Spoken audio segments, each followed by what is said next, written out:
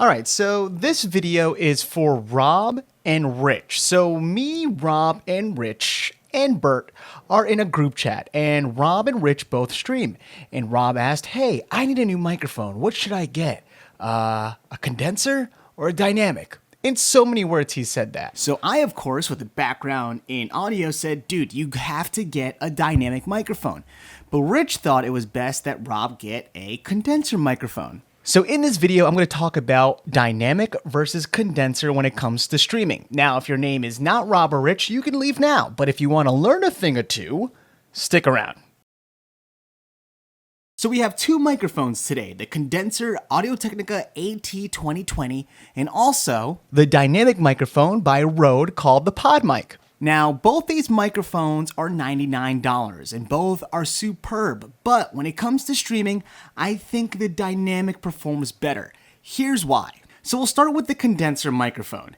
Now, it's a great microphone, but it kind of is for a certain person. Now, if you're a musician, if you are playing instruments, or if you're doing any kind of work in a treated room, I would always say go with the condenser microphone. They are known to pick up all the little details, especially in the mids and in the highs. So it's perfect for anyone who's trying to capture instruments or capture vocals in a treated room or in a sound studio. But when it comes to vocal stuff like broadcast or podcast, I would always say to go with a dynamic microphone. In fact, this microphone kind of looks familiar because all professionals use these microphones in their podcasts or in their radio shows. So what's great about dynamic microphones are a few things. For one thing, they're made mostly for vocals, for you talking up on it. In fact, there's something called a proximity effect, where if I get close to the microphone, it adds a lot of the bass to my voice, which is super pleasing for the ear.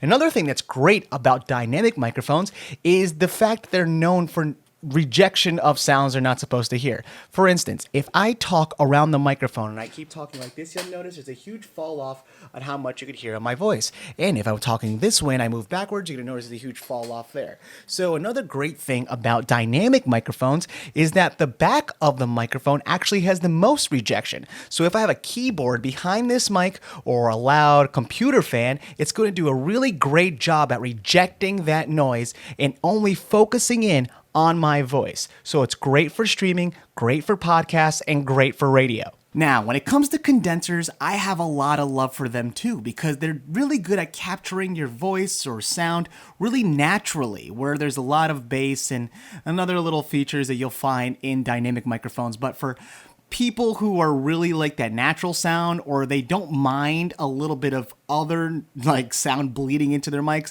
then go for a condenser microphone. But if you do the proximity effect, you'll even notice you could hear I would say a little more bass, but a lot more of those textures in my highs and mids, because that's what these microphones are really made for. And also, if I speak around the microphone, you notice there isn't that much of a fall off. You still hear my voice fairly well, unlike the dynamic microphone. Now, if you are to get one of these microphones, either a AT2020 by Audio-Technica or the Rode Pod Mic, you need to know that these do not work plug and play into your computer. You do need a audio interface because both of these are XLR.